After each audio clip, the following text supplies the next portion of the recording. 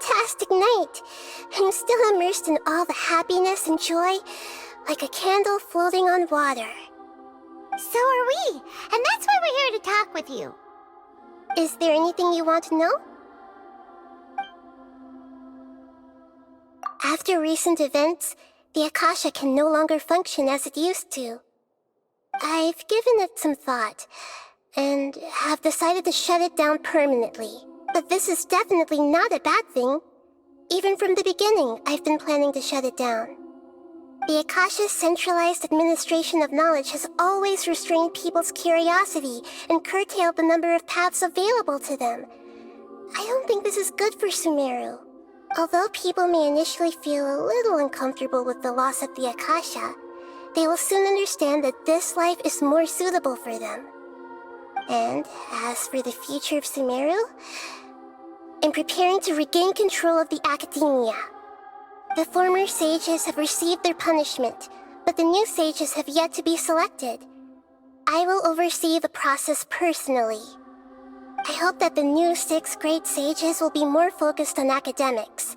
Sumeru needs such leaders more than ever. The other big issue is the people of King Deshret. All the residents of the desert, in fact. They have been mistreated for far too long. I've already taken some measures to address this. It will take some time to rebuild everything, but no matter if it's culture, friendship, or trust, we will rebuild it. You mean, what happened after the doctor put you to sleep? You guessed correctly. The top-ranked Fatui Harbingers, up to number 3, possess power comparable to that of gods. I was no match for him in that kind of situation. However, in spite of the bad situation, I still managed to make a fair deal with the doctor. I'm sure you remember the entity that changed your fate, the Heavenly Principles. In fact, the Heavenly Principles has been quiet since the Conria disaster 500 years ago. I used this point as leverage against the doctor. I told him that the Heavenly Principles may be awakened if I destroy the Gnosis. Although it's just a bluff, he still fell for it. I assumed that the Heavenly Principles wouldn't just stand by and let such extensive damage to its laws take place.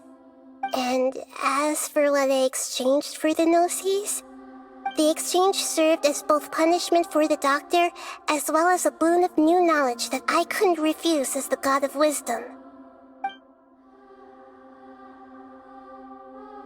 He's still in a coma. I've hidden him like how one would hide a feather. I know you have many misgivings about him, but as someone who had become a god, he has retained a number of very useful features. Don't worry, I'll keep an eye on him and make sure he doesn't do any evil. In addition, there are still some mysteries left in him. Some things may be very clear from my perspective, but he is still yet to understand them himself. His future will be determined by fate. Is that where you're headed next? Fontaine, the Nation of Justice? As far as I know, that nation operates in a judicial system. Does their Archon personally judge people? No, there's a Chief Justice in Fontaine. Generally speaking, the Hydra Archon, Focalor, won't preside over individual trials. However, even then, Focalor will still make herself present at just about every trial. It seems that she just likes to immerse herself in that sort of atmosphere. As Archon, she still reserves the right to influence the final verdict. Anyway, let's just say she's got, a very unique personality. Are you sure? Isn't there something else you haven't asked about yet? Huh? You mean... About your brother. While you were resting at Gandharvaville, I took some time to perform an Irminsul search for information on your brother.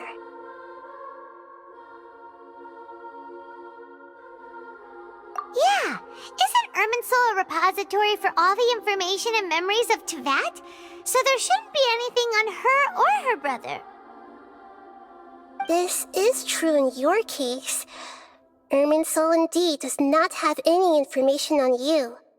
However, there must be something different about your brother, because as it turns out, the world has recorded information on him after all. What? There's only one possible explanation.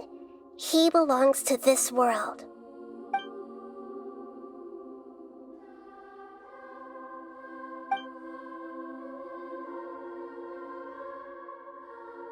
But nothing about this makes any sense!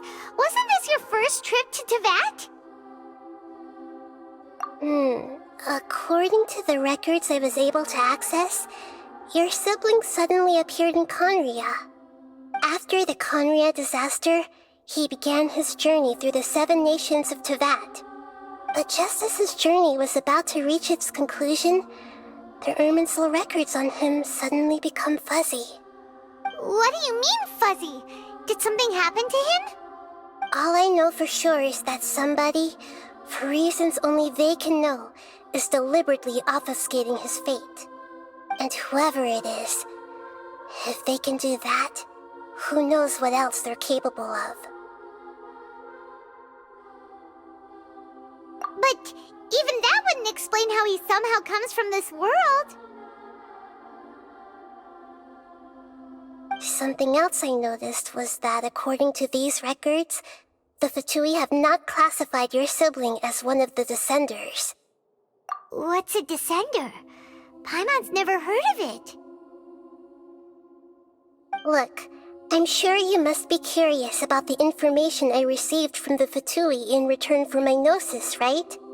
A very important part of the intel was about this world's Descenders. External beings, ones that don't belong to this world. Traveler, you are Teyvat's 4th Descender. Huh? So the Fatui count 3 other Descenders before the Traveler, and her brother isn't even one of them? That's right. My current hypothesis is that the first Descender was likely what we now call the Heavenly Principles. As for the other Descenders, I still need to verify their existence. It could take me some time. Paimon's head's about to burst from all this crazy new information.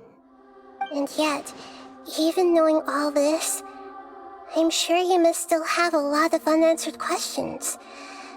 I must say, I truly regret that I can't help you more as the God of Wisdom. There are many questions in my heart as well.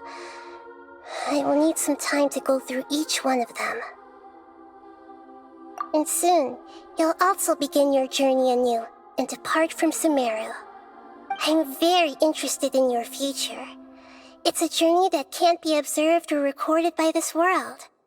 If fate is the ultimate knowledge, then your future will be the ultimate fate. Paimon's sure glad we got to meet you, Nahida. The pleasure is all mine. I can't thank you enough. Alright, that's enough talk for today. If you ever miss me, just close your eyes, and maybe I'll appear in your dreams.